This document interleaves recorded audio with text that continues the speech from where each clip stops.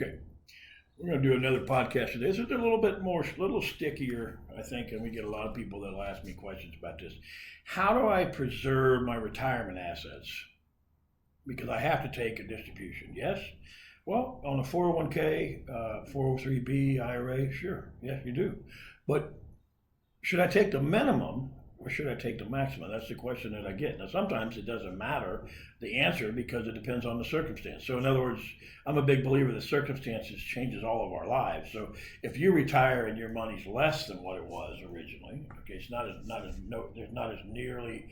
Say you went from $60,000 income down to 35. So you say, well, hey, I need all the money I can get to stay. At the lifestyle I'd like to stay at. So how do I do that with what I have? So in that particular case, you may not have a choice but to take more.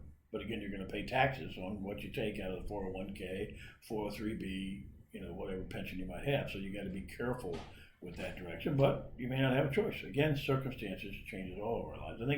I think it's funny when some of my competitors will say, and they will say that you just stay in the mutual funds, stay getting all that money that it's never going to go down.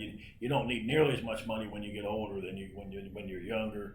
I don't get that at all. That gets one of the silliest things I've ever heard. I have a lot more now than I did when I was 18 years old. But they tell you, especially that guy that goes out in the churches and tells everybody, oh, you don't need to take care of yourself after 55. You don't need to worry about it because everything's already done, and just go enjoy your retirement on the mutual fund that collapsed in 2008, collapsed in 2020, collapsed throughout the years.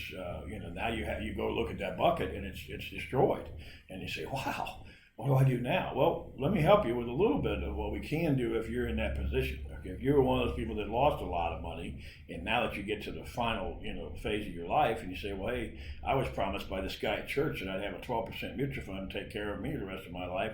That's not there. Well, where's he at? Well, he's worth about $55 million now, and you have no money left. I'm not laughing at you. I'm just telling you. It's just amazing to me the advice that you get from people, and they're worth millions, and your money's not nowhere near where it should be. But it's spilled milk. So how do we fix it? How do we fix it? Well, one of the options that you can do is you can take the money. Let's look at this scenario. If you took the money out and you're in a 35% tax bracket, you got to understand something. Every dollar you spend of that retirement money, assuming that you're in that bracket, okay, it's going to cost you $1.54 to use it. Okay, so how do I fix that? Well, I would suggest you take the minimum distribution. Okay, if you take the minimum distribution and then you use the additional money as it grows to live on later on down the road while you still need it. Okay, and it should benefit you quite well. Okay, consider the following hypothetical example. If we took a $100,000 balance, okay, and let's say that the account earns a hypothetical 6%, not 12% like you were lied to by the church financial planner. Okay, but let's say it's at 6%, and let's further assume that it's $6,000 per year being taken out on a 20-year period. Under that scenario, $6,000 would be taken first from a taxable money, and that scenario considers what would happen if the money was taken out first from the qualified money. Under this example, you would have $150,000 more at the end of 20 years by spending your regular money first. The upside is that you could potentially hold on to more money while you're alive. Okay. Of course, the downside is your beneficiaries would end up having to pay tax on any monies that they received on a qualified account. But most of the children that I run into, and of course children are our age now, 50, 60, 70 years old, they will say that they would rather mom and dad enjoy their money. They're not waiting around. Now there's a handful of the entitlement generation that's waiting for you to pass so they can have their money and tax free. I would say the majority of kids would rather you or your spouse enjoy your income. You earned it, and whatever's left is left. That's the majority of the people, the good people that I know.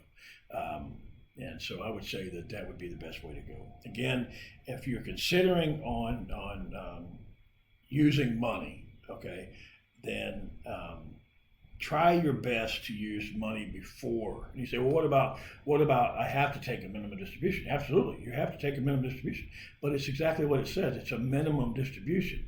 Use the other funds that you have to live on. Let that continue to grow deferred, and then you just continue to grow your bucket. It continues to fill it up, so you have something else to live on. That'd be my suggestion. Again, if you're wanting to preserve assets by taking smaller distributions, that would be the way to go. All right. Thanks again for your time. Again, if you get an opportunity to give us a call us at 866-848-7688 and or go to our website, lcitaxfreeretirement.com, and you can go to our Facebook page, LCI Consultants, and please like our page. And I will get back with you personally, or we'll have, and I will make sure that we answer your questions. If you do have a situation or circumstance that you need help, we'll make sure we'll put you in contact with the right people. Thank you so much.